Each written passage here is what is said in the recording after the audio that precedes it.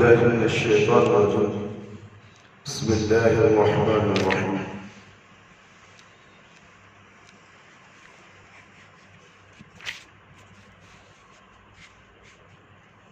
إن الحمد لله نحمده ونستعينه ونستغفره ونعوذ بالله من شرور أنفسنا ومن سيئات أعمالنا، من يهده الله فلا مضل له ومن يضلل فلا هادي له، وأشهد أن لا إله إلا الله وحده لا شريك له، وأشهد أن محمدا عبده ورسوله.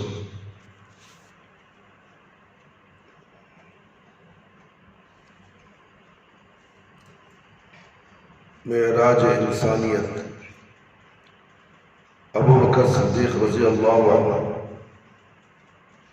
ایمان و فضائل و مکارم احسانات و کمالت کا یہ ایک نادر مجموعات ہے. ان کا سب سے بڑا کارنامہ یہ ہے کہ انہوں نے اپنے فکر و خول اور عمل سے ہمیشہ کے لیے بتلا دیا کہ ایمان کی مضبوطی کے کیا معنی ہیں، اللہ رب العزت کی بندگی اور رسول اللہ صلی اللہ علیہ وسلم کی اتباع کس طرح کی جاتی ہے، کہ ان کے اٹل ایمان اور یگانہ سیرت کی درخشندگی ہی تھی کہ اللہ تعالیٰ نے انہیں عالم انسانیت کی سب سے بڑی شخصیت امام الانبیاء محمد صلی اللہ علیہ وسلم کا جانشین بنا دیا. یہ وہ منفرد اعزاز اور امتیاز ہے جو پوری ملت اسلامیہ میں صرف ابو بکر صدیق ہی کے حصے میں آیا، اور وہ خاتم النبیین صلی اللہ علیہ وسلم کے بعد امت مسلمان کے سب سے بڑے قائدین بن گئے. آئیے ذرا جائزہ لیں کہ وہ کون سی خوبیاں اور فضائل تھے جن کی وجہ سے وہ جانشین رسول اللہ صلی اللہ علیہ وسلم اور امت مسلمان کے سب سے بڑے مربی قرار پائے. ان کی سب سے بڑی خوبی ان کی پاکیزہ فطرت تھی. ابھی دعوت اسلام کا آغاز ہی نہیں ہوا تھا اور جاہلیت کے نیل و نہار پورے جو بن چکے تھے، جو بن پر تھے، اس زمانے میں بھی ابو بکر صدیق رضی اللہ عنہ کی سیرت اجلی اور بے داغ ہی رہی. انہوں نے کوئی ایسا کام نہیں کیا جسے ادنا ایک دوسرے درجے کا کام قرار دیا جا سکے. اس دور میں بھی ان کی دوستی محمد صلی اللہ علیہ وسلم ہی سے تھی. جب رسول اللہ صلی اللہ علیہ وسلم نے دعوت اسلام کا آغاز کیا، ابو بکر رضی اللہ عنہ کو بتایا کہ اللہ ایک ہے، اس کی یکتائی، کبریائی اور زیبائی میں کوئی شریک نہیں. میں اللہ کا رسول ہوں اور مجھ پر وحی اترتی ہے، تو ان سچائیوں پر فوراً دل و جان سے ایمان لے آیا.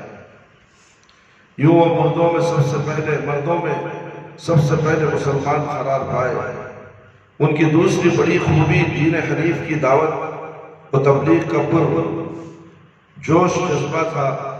وہ ہر آن اسی دھن اور اسی لگن میں رہتے تھے کہ کسی طرح اسلام کا نور دور دور تک پھیل جائے اور ہر گمراہ شخص کے قدم راہ ہدایت پر لگ جائیں. وہ اپنے عزیز و اقارب، دوست، احباب، رشتہ دار اور اپنے حلقہ اثر کے تمام افراد کو قبول اسلام کی شام و سحر دعوت دیتے رہے. عثمان بن مظعون، عبد الرحمن بن عوف، سعد بن ابی وقاص، ابو عبیدہ بن جراح اور طلحہ بن عبید اللہ رضی اللہ عنہم انہی کی ترغیب سے مسلمان ہوئے، اور ان رجال کبار نے اسلام کی ایسی عظیم الشان خدمت انجام دی کہ سب دنگ رہ گئے. آخر الذکر 4 حضرات عشرہ مبشرہ کے صفحہ بشارت میں شامل ہو کر ہمیشہ کے لیے امر ہو گئے. ان کی سیرت کا تیسرا وصف غریبوں، ناداروں کی دردمندی، ہمدردی، غمخواری اور مظلوموں کی زبردست حمایت کا جذبہ تھا. وہ غلاموں اور رائے حق کے مظلوموں کو ان کے کافر آقاؤں کے پنجہ ستم سے چھڑانے کے لیے اپنا مال بے دریغ خرچ کرتے تھے۔ انہوں نے منہ مانگے دام دے کر بلال رضی اللہ عنہ اور ابن فہیرہ رضی اللہ عنہما جیسے مظلوموں کو زنجیر غلامی سے آزاد کرایا۔ ان کی فیاضیوں اور غریب نوازوں کے چرچے عام تھے۔ اکثر صحابہ رضی اللہ عنہ فرماتے تھے کہ ابو بکر رضی اللہ عنہ ناتواں کا بوجھ اٹھاتے ہیں، بہت مہمان نواز ہیں، محتاجوں کو کما کر دیتے ہیں اور راہ حق میں پیش آنے والی مشکلات میں اہل ایمان مدد کرتے ہیں۔ ان کے حسن کردار کی چوتھی نہایت عظیم الشان خوبی محمد صلی اللہ علیہ وسلم سے والہانہ محبت تھی۔ ہجرت مدینہ کے لیے رسول اللہ صلی اللہ علیہ وسلم کا رفیق سفر بننے کا اعزاز بھی تنہا آپ ہی کو میسر آیا۔ نہایت نازک وقت تھا اور بہت خطرناک سفر تھا۔ کفار مکہ رسول اللہ صلی اللہ علیہ وسلم کی جان کے درپے تھے۔ ان کی تلاش میں بھاری انعامات کا لالچ دے کر اپنے ہر کارے دوڑا رہے تھے۔ اس موقع پر آپ صلی اللہ علیہ وسلم کے ہم سفر کو بھی جان کے لالے پڑ سکتے تھے، لیکن ابو بکر صدیق رضی اللہ عنہ نے اپنی جان کی ذرا برابر پرواہ نہ کی اور رسالت مآب صلی اللہ علیہ وسلم کے ساتھ بے دھڑک مدینہ روانہ ہو گئے۔ اسی دوران غار سور میں پڑاؤ کا موقع آیا تو غار میں پہلے خود داخل ہوئے تاکہ اگر اندر کوئی موذی جانور ہو تو اس کی اذیت وہ اپنی جان پر جھیل لیں گے، مگر رسول اللہ صلی اللہ علیہ وسلم پر کوئی آنچ نہ آنے دے۔ محبت، رفاقت اور فدیت کا یہ عملی مظاہرہ ایسا ایمان افروز واقعہ ہے جس کی مثال تاریخ انسانی میں ناپید ہے۔ ان کی شخصیت کا پانچواں حسن ان کا اٹل ایمان، بالغ نظری، معاملہ فہمی، بصیرت، شجاعت اور استقامت سے عبارت ہے، جس کے جو ہر رسالت مآب صلی اللہ علیہ وسلم کے رحلت اور لشکر اسامہ کی روانگی کے موقع پر خوب کھلے۔ یہاں ہم یہی ایمان افروز واقعہ بیان کرنا چاہتے ہیں تاکہ امت مسلمہ ابو بکر رضی اللہ عنہ کے فضائل اور اوصاف سے سبق لے۔ آج وہ جن سنگین مسائل میں مبتلا اور کٹھن مسائل سے دوچار ہے، انہیں ابو بکر رضی اللہ عنہ کی طرف ذرا توکل اللہ فراست و شجاعت کی روشنی میں حل کرے۔ صحابہ اکرام رضی اللہ عنہ کی زندگی میں غم و اندوہ کا سب سے بڑا پہنچان وہ وقت آیا جب رسالت مآب صلی اللہ علیہ وسلم محمد صلی اللہ علیہ وسلم رحلت فرما گئے۔ یہ نہایت دلدوز سما تھا۔ صحابہ اکرام سکتے کی حالت میں یوں سر جھکائے بیٹھے تھے جیسے وہ کسی سر دو سنسان پرسرات بیاباں میں گم ہو گئے ہیں، نہ پائے رفتن نہ جائے مانند کی کیفیت سے دوچار ہے۔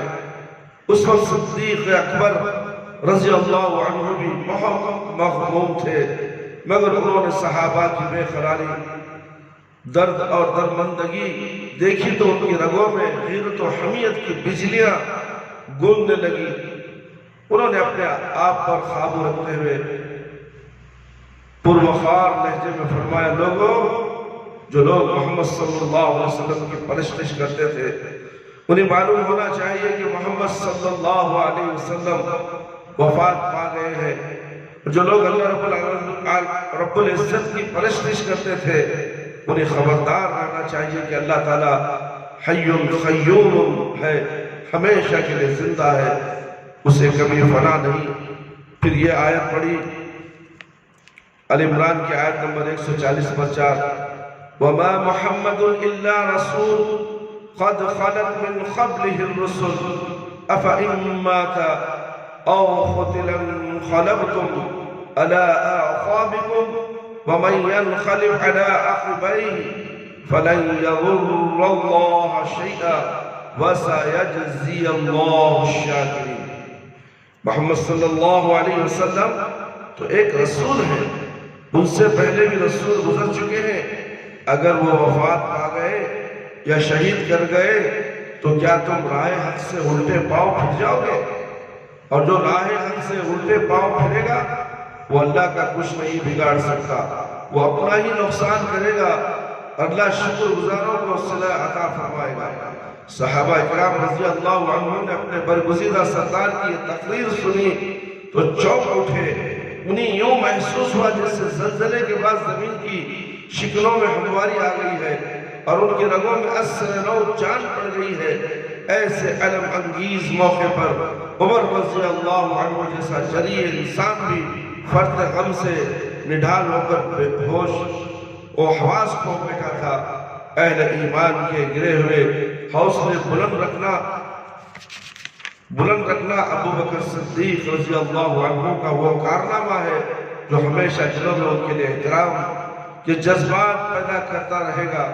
پھر جب انہوں نے خلافت کی بات اور سنبھالی تو اپنی پہلی تقریر میں فرمایا، اے لوگوں، میں آپ کا خلیفہ بنایا گیا ہوں، حالانکہ میں آپ سے بہتر آدمی نہیں ہوں، آپ صلی اللہ علیہ وسلم سے بہتر آدمی نہیں ہوں، بس اگر میں ٹھیک کام کروں تو آپ میری مدد کریں، اگر غلط کام کروں تو مجھے درست کریں۔ اللہ اکبر! دیکھیے کیا انداز ہے بولنے کا لوگوں کو۔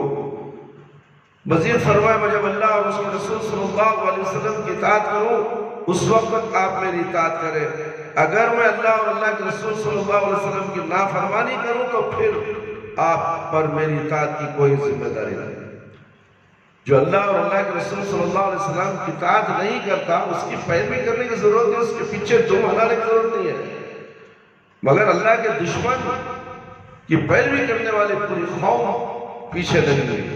جو اللہ کے نبی صلی اللہ علیہ وسلم کی باتوں کو پس پش ڈالنے والے، اللہ کے رسول صلی اللہ علیہ وسلم کی نافرمانی کرنے والوں کی ایک بہت بڑی جماعت ہے، اور وہ جماعت کا نام مسلمان ہے۔ اللہ اکبر! کتنا پیارا جملہ لوگوں سے اللہ ابو بکر صدیق رضی اللہ عنہ فرماتے ہیں، جبکہ اللہ کے نبی صلی اللہ علیہ وسلم کا انتقال ابھی ہوا ہے۔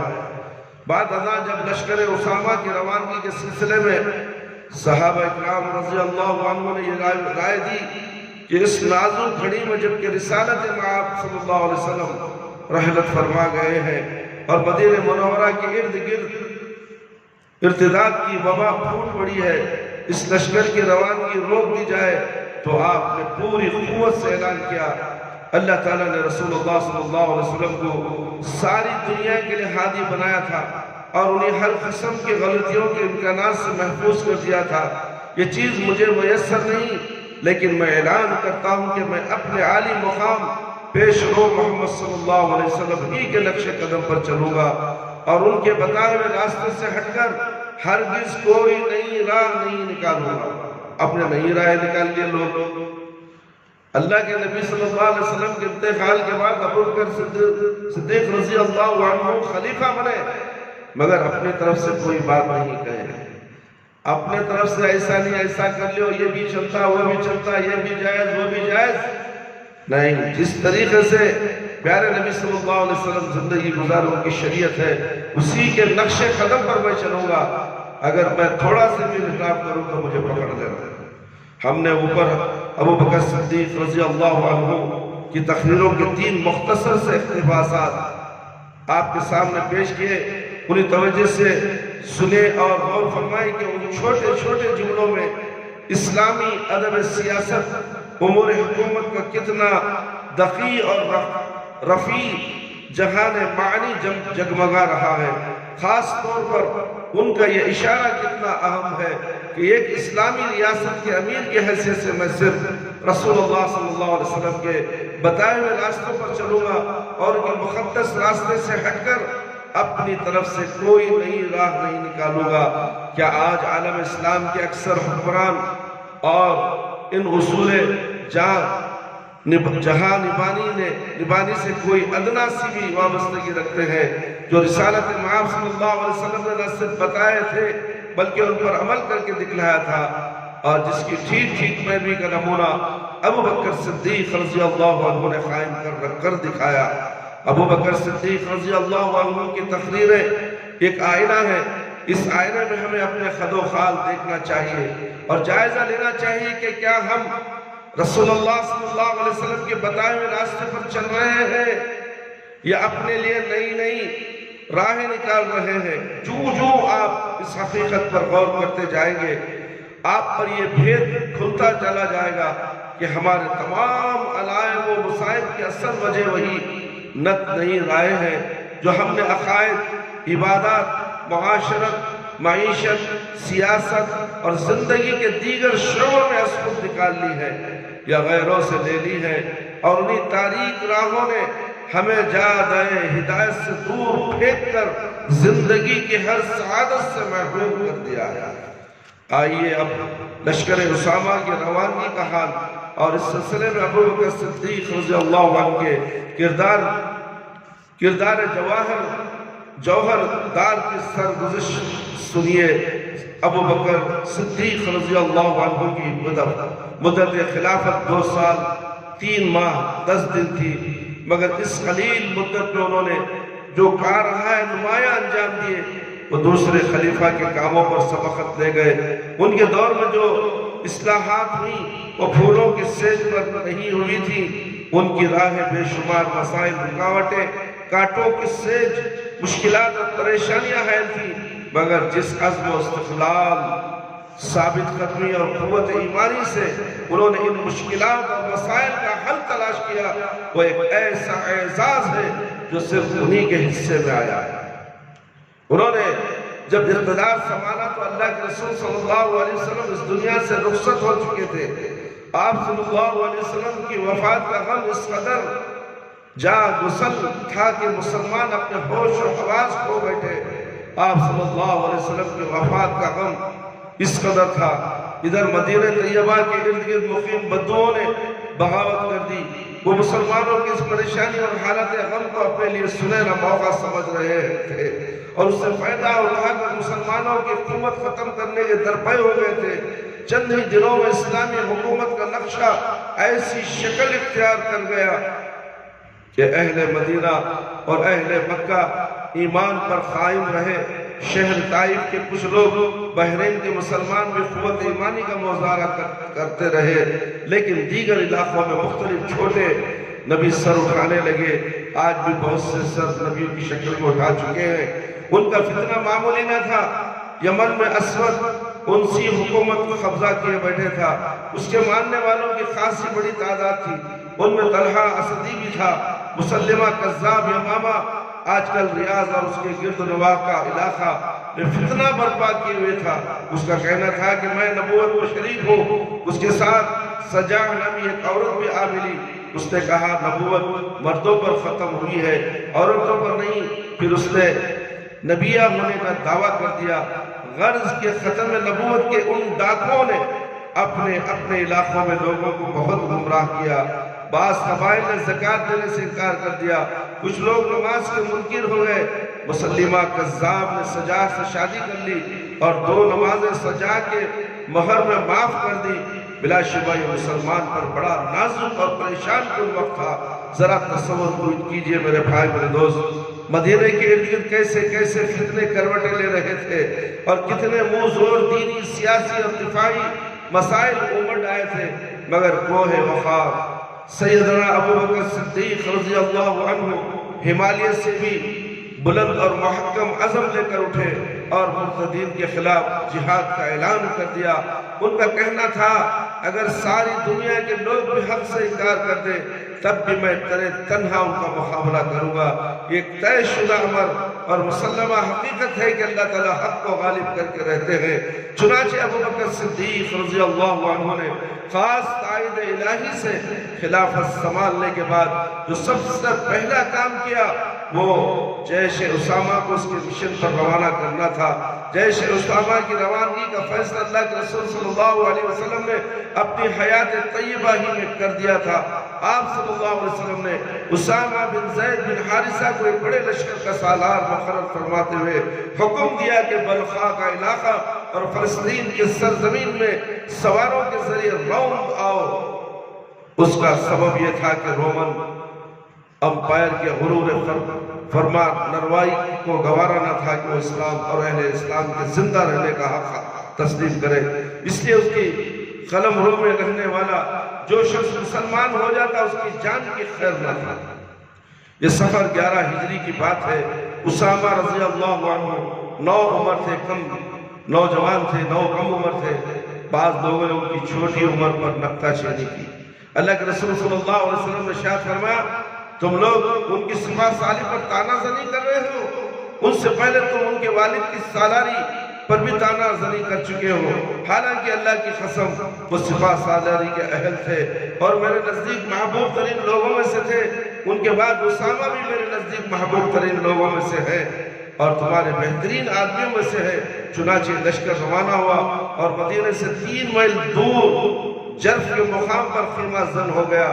ان کے رسول اللہ صلی اللہ علیہ وسلم کی بیماری کے سلسلے میں تشویقناک خبریں آ رہی تھیں اور اس لیے یہ لشکر آگے نہ بڑھ سکا۔ یہ اللہ کا فیصلہ تھا کہ یہ لشکر ابو بکر صدیق رضی اللہ عنہ کے دور خلافت کی پہلی فوجی مہم قرار پائے۔ اس وقت مدینے کے حالات بڑے دیگرگو تھے۔ بدو مدینے پر نظریں جمائے بیٹھے تھے، وہ مرتد ہو چکے تھے اور مدینے پر چڑھائی کرنے کی تیاریاں کر رہے تھے۔ ان حالات میں مدینے کی حفاظت کے لیے لشکر کی موجودگی نہایت ضروری تھی، مگر صدیق اکبر رضی اللہ عنہ اس لشکر کو اس کی مہم پر روانہ کرنے کا اٹل فیصلہ کر چکے تھے۔ ان کا کہنا تھا کہ اللہ کی قسم میں وہ جھنڈا نہیں کھولوں گا جسے رسول اللہ صلی اللہ علیہ وسلم نے باندھا ہے، چاہے میں درندے در ندے مدینے سے اچک لے تب بھی میں اسامہ کا لشکر ضرور بھیجوں گا اور مدینہ کے ارد گرد کے محافظوں کو حکم دوں گا کہ وہ اس کی حفاظت کرے۔ لشکر بھیجنے کے نتائج نہایت ایمان افروز مسرت بخش نکلے۔ لشکر اسامہ کے فوجی اس قبیلے کے پاس سے گزرتے وہ ان سے خوف زدہ ہو جاتا۔ لوگ کہتے ارے مسلمانوں کے پاس تو بہت بڑی فوج قوت اور لڑاکا چھتے ہیں، اسی لیے تو یہ نکلے ہیں، ورنہ موجودہ حالات میں کیسے ممکن تھا وہ لشکر باہر بھیجتے۔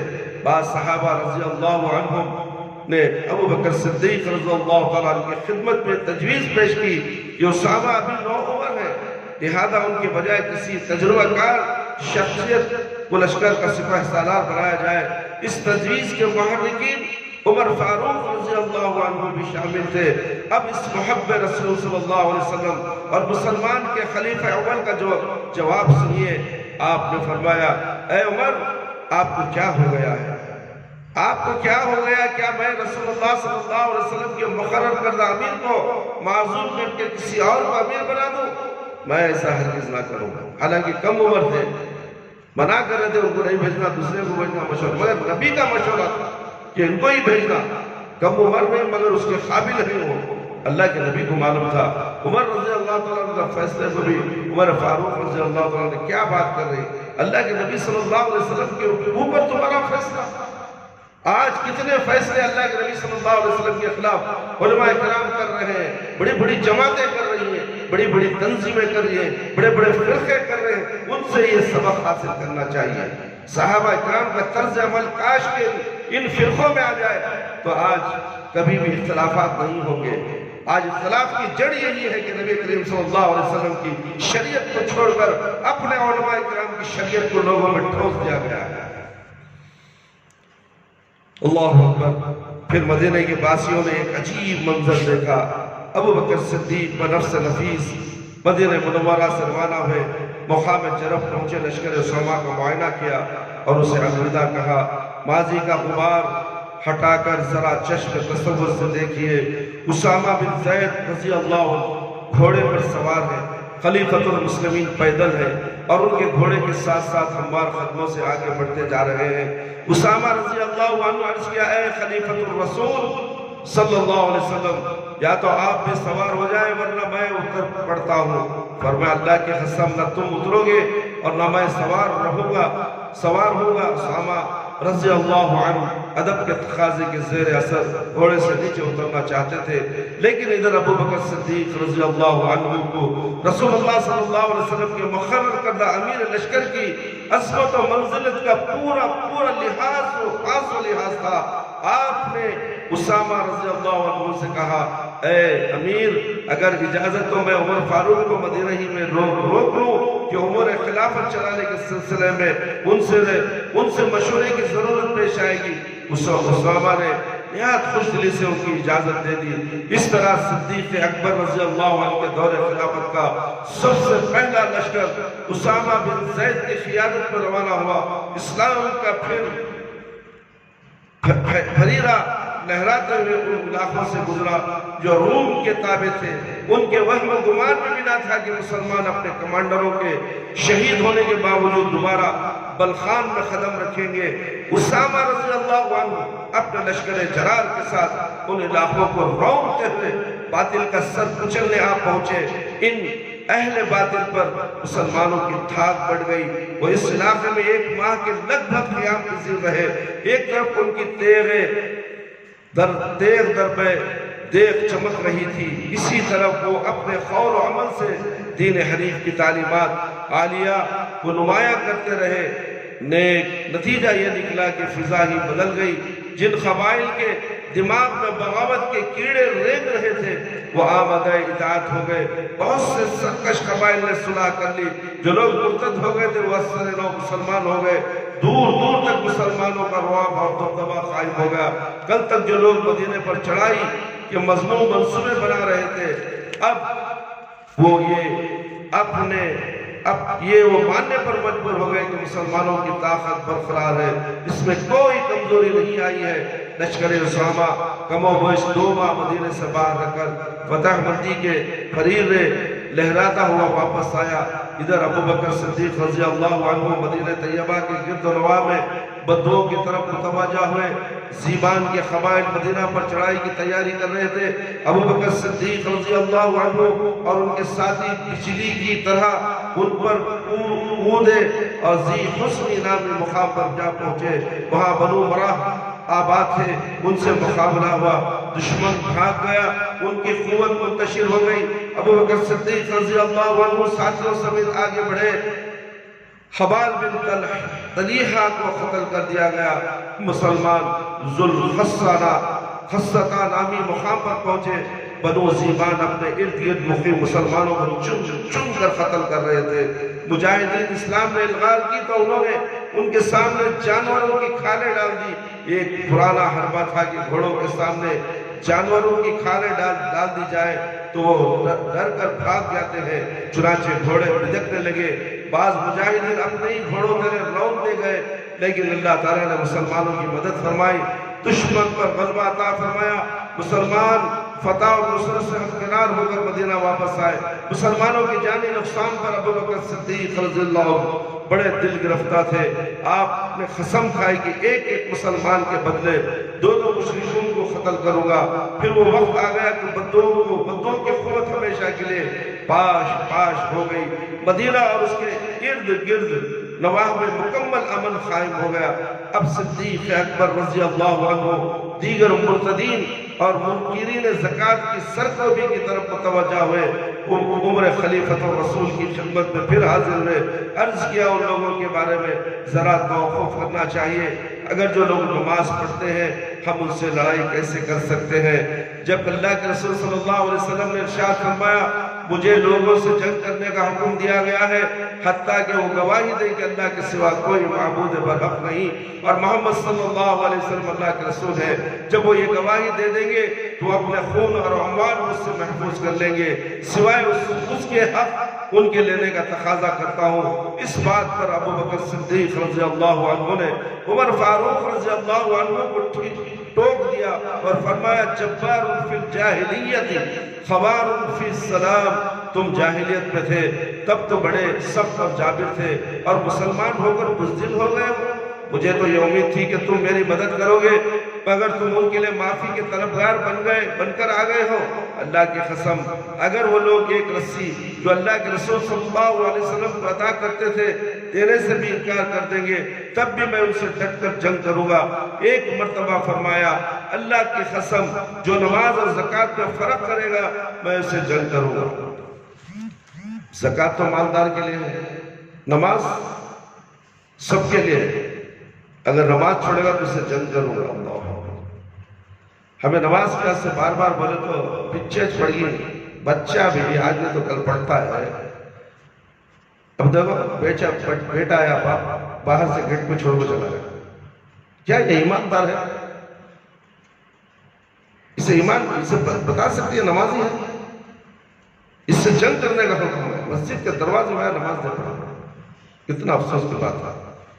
ایسے اہل حدیث ہے، یہ دنیا بھر سے اہل حدیث ہے، صحیح اہل حدیث نہیں ہو سکتے، یہ ایمان نہیں ہے۔ ایک مرتبہ فرمایا اللہ کی قسم، جو نماز اور زکوٰۃ میں فرق کرے گا میں اس سے جنگ کروں گا۔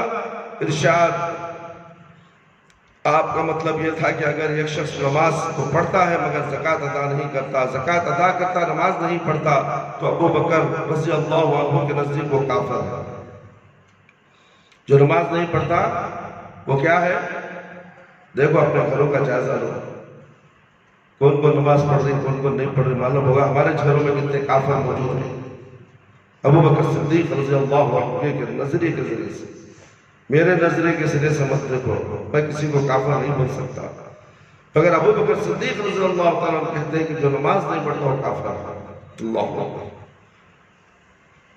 نماز سے چڑ کافر کو ہے، نماز سے اگر محبت ہوتی تو پورے کافر مسلمان ہو جاتے، تو مسلمان نماز چھوڑ کر کیا ہوا؟ نماز چھوڑنے کے بعد مسلمان کیا ہوا؟ اللہ اکبر۔ وہ کافر ہے، اسے بزور شمشیر زکوٰۃ وصول کریں گے۔ بعض صحابہ کا موقف تھا کہ جو لوگ زکوٰۃ دینے سے انکار کر رہے ہیں انہیں ان کے حال پر چھوڑ دیا جائے، ان سے دوستی بڑھائی جائے تاکہ ایمان کے دلوں میں اچھی طرح جاگزی ہو جائے، اس کے بعد وہ خود ہی زکوٰۃ دینے لگیں گے۔ ابو بکر صدیق رضی اللہ عنہ نے یہ بات ماننے سے انکار کر دیا۔ عمر فاروق رضی اللہ عنہ فرماتے میں نے دیکھا کہ منکرین زکوٰۃ سے جنگ کے بارے میں اللہ تعالیٰ نے ابو بکر رضی اللہ عنہ کو شرع صدر سے نواز دیا ہے، اب مجھے پتا چل گیا کہ وہ حق پر ہے۔ ابو بکر صدیق رضی اللہ عنہ ذوالخصہ جاننے کے لیے روانہ ہوئے اور اپنی اونٹی پر بیٹھے، تلوار سوتی بے دھڑک نکل پڑے۔ ایک بیک علی رضی اللہ عنہ تشریف لائے، آپ کی اونٹی کی مہار پکڑی اور پوچھا اے خلیفۃ الرسول کہاں کا ارادہ ہے؟ آپ صلی اللہ علیہ وسلم نے آپ نے تلوار کیوں سوتی ہے؟ اپنی جان مصیبت میں نہ ڈالیے، اللہ کی قسم اگر ہمیں آپ کے فقدان کا غم چھیلنا پڑا تو آپ کے بعد اسلام کا نظام کبھی قائم نہ رہ سکے گا۔ چنانچہ ابو بکر واپس آ گئے اور فوج کو روانہ کر دیا۔ ابو بکر صدیق رضی اللہ عنہ نے مسجد نبوی میں 11 عمرہ کو جھنڈے عطا فرمائے۔ اس کے معنی یہ تھے کہ یہ حضرات کمانڈر ہیں، انہیں مختلف علاقوں میں بھیجا گیا۔ جن عمرہ کو جھنڈے عطا ہوئے ان کے اسماء گرامی یہ ہیں، یاد رکھو، یہ ناموں کو ہم یاد کرنا چاہیے، یہ نام بہت ضروری ہے۔ ہمیں فلمی ایکٹرس کے نام اچھی طرح یاد ہے اور کرکٹ کے پلیئروں کے پورے نام ہیں اور سیاستدانوں کے پورے نام ہیں، غیروں کے پورے نام ہمیں یاد ہے، ہندوستان کی تاریخ ہمیں یاد ہے، دنیا کی تاریخ ہمیں یاد ہے، مگر اسلامی تاریخ سے ہمیں کوئی واسطہ نہیں، پھر بھی ہم مسلمان کہلاتے ہیں۔ میرے بھائی دیکھو، یہ رضی اللہ عنہم ورضوا عنہ ہے، جن کا نام اللہ رب العالمین نے چن لیا ہے، ان کو معاف کر دیا، وہ جنتی ہے۔ خالد بن ولید، پہلا اکرمہ بن ابو جہل، شرجیل بن حسنہ، مہاجرین امیہ، خالد بن سعید بن عاص، عمر بن عاص، حذیفہ بن محسن، طریفہ بن حاجز، سوید بن مخرن، علا بن حضرمی رضی اللہ علیہم اجمعین، ان تمام یہ تمام کمانڈر تھے اسلام کے۔ اللہ اکبر۔ ابو بکر صدیق رضی اللہ تعالیٰ عنہ کے دور میں مدینہ منورہ کی چاروں طرف جہاں جہاں مرتدین اور منکرین زکوٰۃ سر اٹھا رہے تھے وہاں لشکر بھیجے گئے، اور الحمدللہ سیدنا ابو بکر صدیق رضی اللہ عنہ کی تدبیر 100% کامیاب رہی۔ تمام عمرہ کامیاب و کامران ہو کر واپس آئے۔ مسلمان کو عزمیت و استقامت کے ان بے مثل مظاہروں اور شاندار کامیابیوں کے بعد رومی اور ایرانی حکومتوں پر لرزہ طاری ہو گیا۔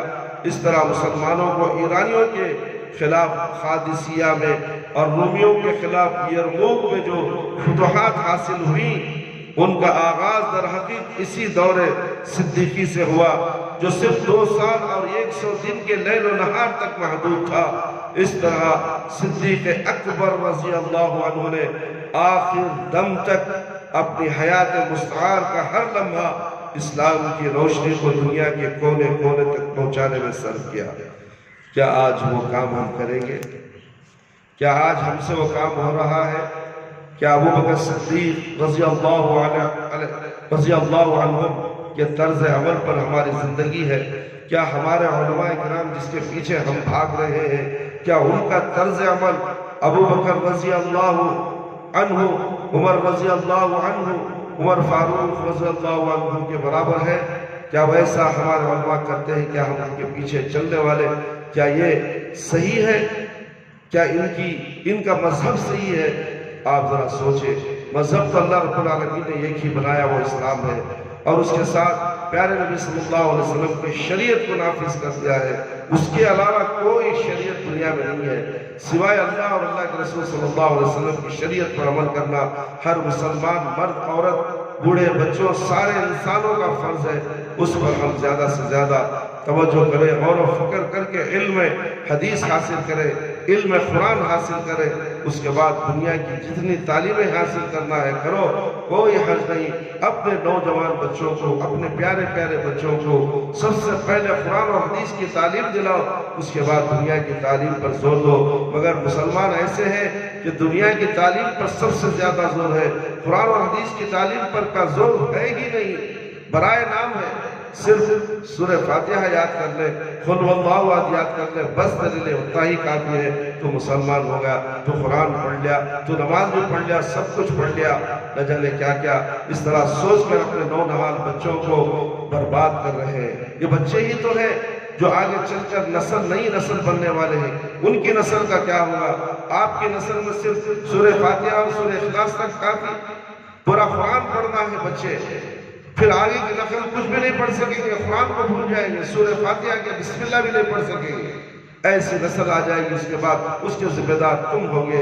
اس لیے اپنے گھروں کا جائزہ لو، اپنے بچوں کو مسجد کے مدرسے میں داخلہ دلوا کر عربی تعلیم سے روشناس کراؤ، دینی تعلیم سے روشناس کراؤ، قرآن اور حدیث کا پکا سچا مسلمان بناؤ، موحد مسلمان بناؤ، پھر تمہیں اس کا اجر بھی تو ملے گا دنیا اور آخرت میں۔ اللہ آپ کو ان بچوں کے ذریعے سے صدقہ جاریہ بنا دے گا، آپ کو بچوں کا عمل آپ کے لیے صدقہ جاریہ بن جائے گا۔ اللہ رب العالمین سے دعائیں کہ اللہ تعالیٰ مجھے اور آپ تمام قرآن و حدیث کی باتیں جو ہم نے آپ کے سامنے پیش کی ہیں وہ بہت اہم تھی اور صحیح واقعات کے ساتھ اور آپ کے سامنے پیش کیا ہے، اس پر عمل کرے۔ اللہ مجھے بھی عمل کرنے کی توفیق عطا فرمائے، آمین یا رب العالمین۔ اللہ تعالیٰ ہم سب کو 5 وقت نمازی بنا دے، وقت پر نماز پڑھنے والا بنا دے، ہماری نمازوں میں خشوع اور خضوع عطا فرما، ہماری جائز دعاؤں کو قبول فرما لے، شرک سے بچا لے، بدعت سے بچا لے، اللہ ہم سب کو صراط مستقیم پر چلا دے۔ ربنا آتنا فی الدنیا حسنۃ وفی الآخرۃ حسنۃ وقنا عذاب النار۔ ربنا ظلمنا انفسنا وان لم تغفر لنا وترحمنا لنكونن من الخاسرين۔ سبحان ربك رب العزة عما يصفون وسلام على المرسلين والحمد لله رب العالمين۔ يا حي يا قيوم برحمتك استغفر۔